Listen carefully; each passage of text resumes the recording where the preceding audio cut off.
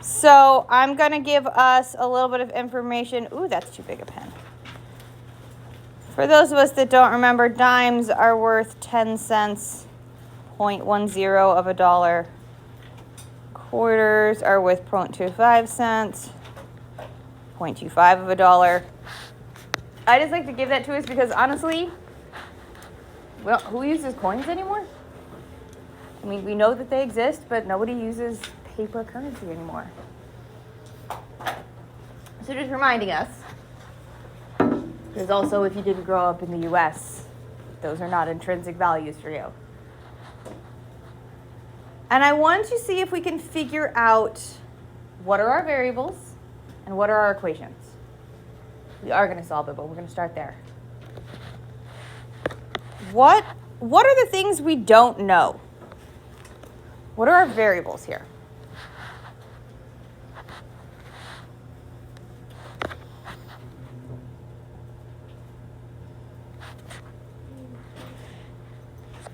What's up? D and Q.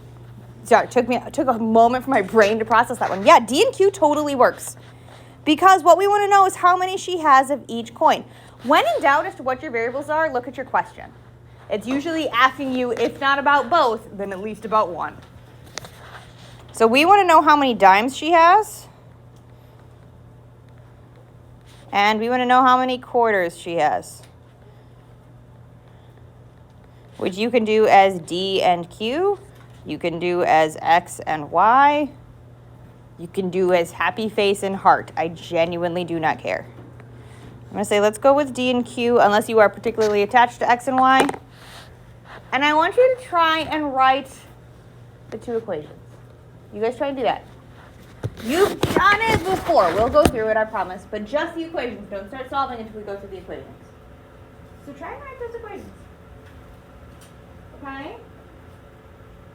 We know she's got a total of 40 coins and the value of the coins.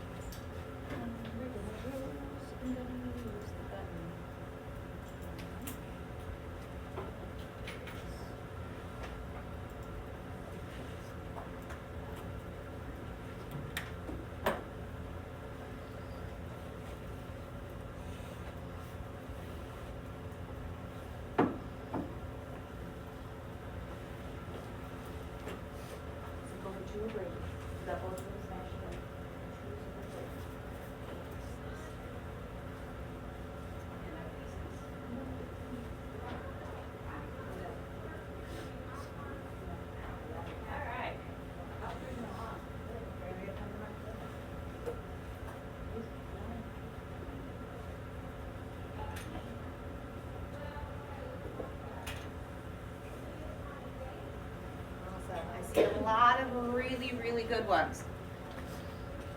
When we're looking for writing these equations, and that's the tips and shows me backwards. There we go. It's a really good idea to kind of break it into categories.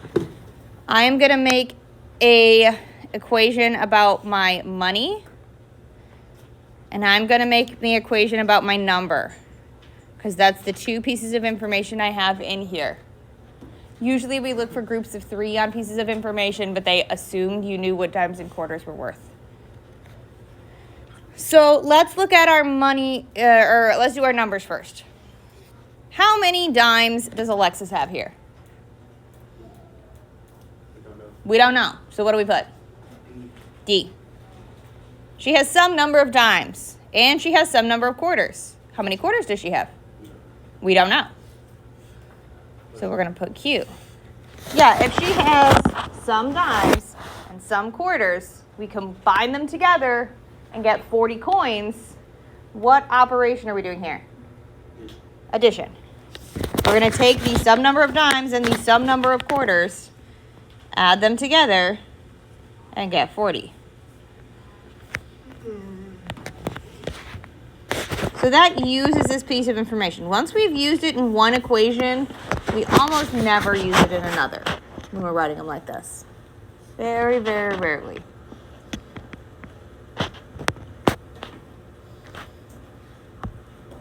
How about our money equation? What do we know?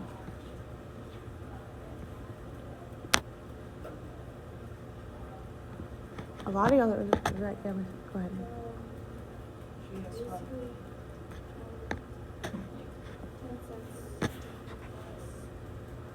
Yeah.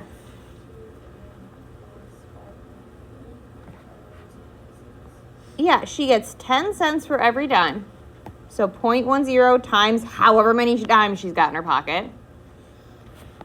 And we're going to combine that together again for however many quarters she's got times the value of the quarter. 0.25 times our number of quarters. And it equals her $5.80.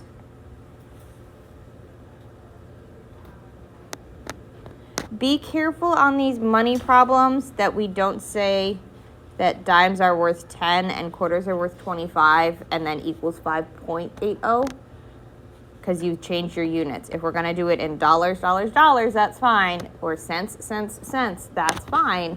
Totally works. But don't mix the two together. Keep your units the same.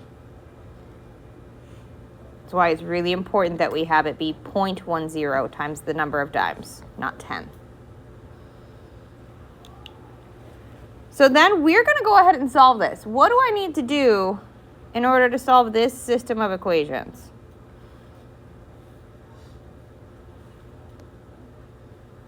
What are we doing? Walk me through it.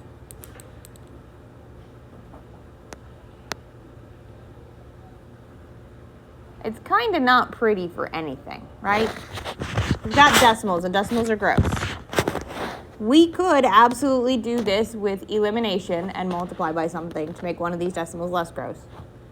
We could absolutely do this by substitution down here. This one's real easy to set up as a D equals or Q equals. Either way is fine. So what do you want to do? Substitution or elimination? Driver's choice. What's up, Samaya? Substitution. Do you want to do D equals or Q equals? D equals. It genuinely doesn't matter. There's not a wrong answer. All right, so if we want to get this to D equals, what are we going to do with the Q?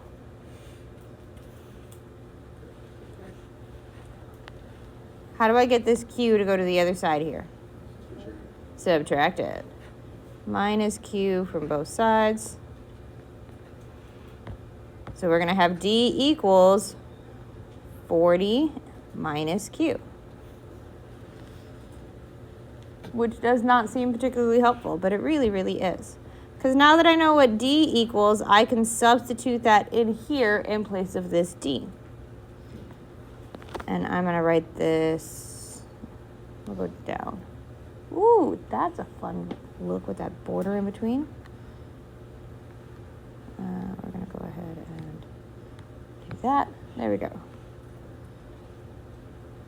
So we're going to take our 0.10 and we're substituting in our value of D. 40 minus Q plus 0.25 equals 5.80.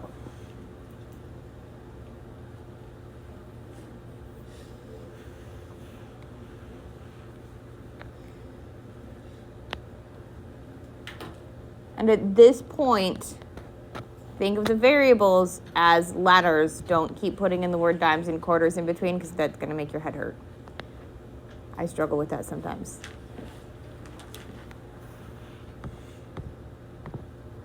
So now what do we do? We're looking to solve this equation and figure out what Q is. I missed a Q right here.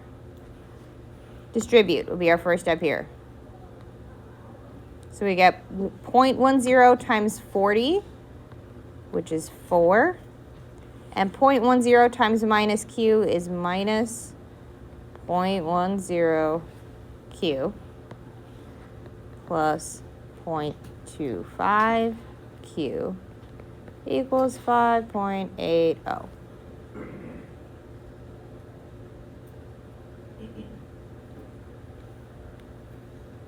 Then what are we going to do?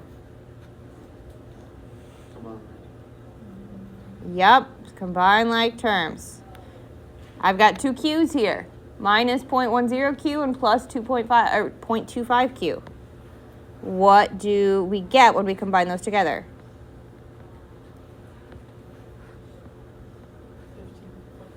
Yeah, 0.15 Q equals 5.80.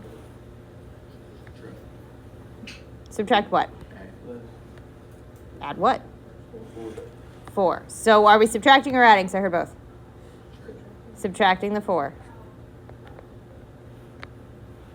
And we get 0.15 Q equals 1.80.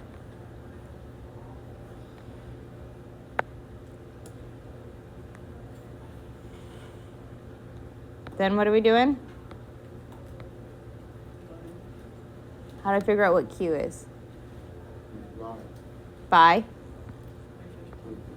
0.15. Yep, 0.15. And what do we get? Q is 12.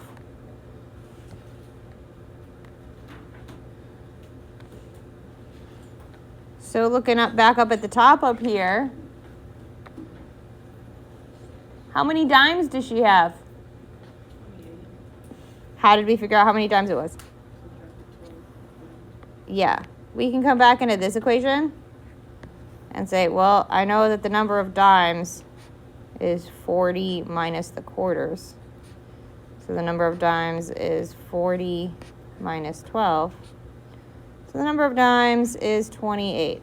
So she has 28 dimes and 12 quarters. That's my answer.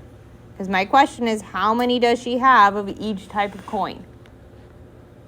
So you gotta make sure you go back and answer, because there will be times when they ask you kind of a weird question after, like, what's the difference between the number of coins that she has? Or how many quarters does she have? How many dimes does she have? And they'll ask separately. So make sure you go back and double check that we asked or answered the question that was asked.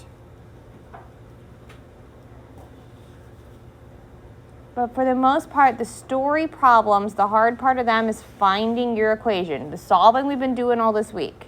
We can do the solving, remember how to do that. It's these story problems, and that's, aside from like 2 or 3 days, we're gonna live in story problems for most of the rest of this chapter. Because that's where we need the practice. Because story problems are not easy. And they take a different kind of thinking about them to get them right. And that's okay. Anyone need more time on this page writing it down, or are we good? All right. I want you to look at number 2. And I want you to try and do it. But no joke. This is the hardest system of equations story problem I've ever done in my entire life. I mean, I've done harder problems in calculus, but as far as a system like this is the hardest one I've ever done. So I want you to try it. If you get defeated by it, no shame. Okay?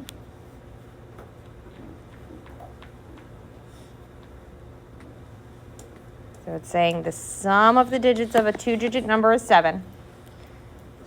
But when the digits are reversed, the number is increased by 27. The first part's not hard. The second one is the one that kind of kicks you in the teeth. we're more likely to see this one in a story problem that we will get another time. Like, that sentence will come back in things we do. The second one, gross. Okay, so at the very least, get the equation for the first sentence. Second sentence, see if we can figure it out. I would be incredibly impressed if we do. But see if you can figure it out. Okay? But that's all we have for today. So this is the last bit, is to kind of sit here and struggle with this for a hot minute. And then the rest of the time is going to be worked on finishing up that homework, because we had our very first homework from this chapter yesterday. So you'll have time in class. Y'all, I got 1.5 zillion pencils. You don't have to share one. Behind Hogwarts.